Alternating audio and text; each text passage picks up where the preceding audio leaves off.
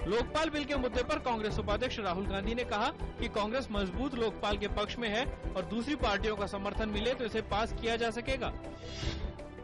अन्ना ने राज्यसभा में रखे गए संशोधित लोकपाल बिल का किया समर्थन, कहा कि बिल के कानून बनने पर वो अपना अनशन तोड़ देंगे। आम आदमी पार्टी के संयोजक अरविंद केजरीवाल के उपराज्यपाल से मिलने के बाद भी दिल्ली में सरकार बनने की तस्वीर साफ नहीं। दिल्ली में सरकार बनाने के लिए आपने कांग्रेस और भाजपा के सामने रखी 18 शर्तें। उपराज्यपाल राष्ट्रपति को ताज़ा हालात पर देंगे विस्तृत रिपोर्ट।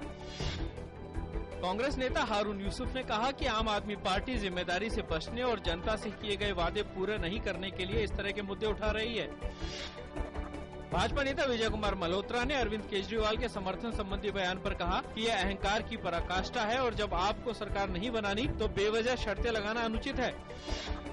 केंद्रीय गृह मंत्री सुशील कुमार शिंदे ने आम आदमी पार्टी को समर्थन के मुद्दे पर कहा कि कांग्रेस प्रदेश में एक स्थिर और ईमानदार सरकार चाहती है, इसलिए उसने आपको बिना शर्त समर्थन का फैसला किया है। मिजोरम में कांग्रेस नेता लल्थनहोला ने 5वीं बार और मध्य प्रदेश में शिवराज सिंह चौहान ने 3री बार संभाली राज्य की कमान। वित्त मंत्री पी चिदम्बरम ने पूंजी बाजार में निवेशकों के कमजोर रुझान पर जताई चिंता, कहा अगर संसद की स्थायी समिति ने चालू संसद सत्र के अंत तक नहीं दी रिपोर्ट तो सेबी को और अधिकार देने के लिए 3री बार जारी करना पड़ेगा अध्यादेश। केंद्रीय गृह मंत्री सुशील कुमार शिंदे ने उम्मीद जताई कि लोकपाल विधेयक को संसद की मंजूरी मिल जाएगी। उन्होंने कहा कि फिलहाल यह विधेयक राज्यसभा के विचाराधीन है। रक्षा मंत्री ए के एंटनी ने कहा कि भारत एक शांति प्रिय देश है, लेकिन इसको भारत की कमजोरी नहीं समझा जाना चाहिए। उन्होंने कहा कि भारत की सेना किसी भी स्थिति से निपटने में है सक्षम।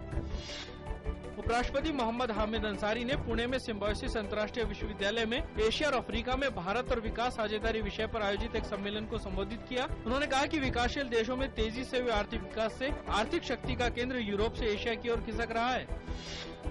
ईरान ने अमेरिका की ओर से प्रतिबंधों की सूची का विस्तार किए जाने के विरोध में प्रमुख देशों के साथ चल रही परमाणु वार्ता छोड़ी। ईरान ने कहा कि अमेरिका का एक कदम पिछले महीने जिनेवा में हुए समझौते की मूल भावना के खिलाफ है, जिसमें कहा गया था कि तेहरान के खिलाफ अगले 6 महीनों तक कोई प्रतिबंध नहीं लगाया जाएगा।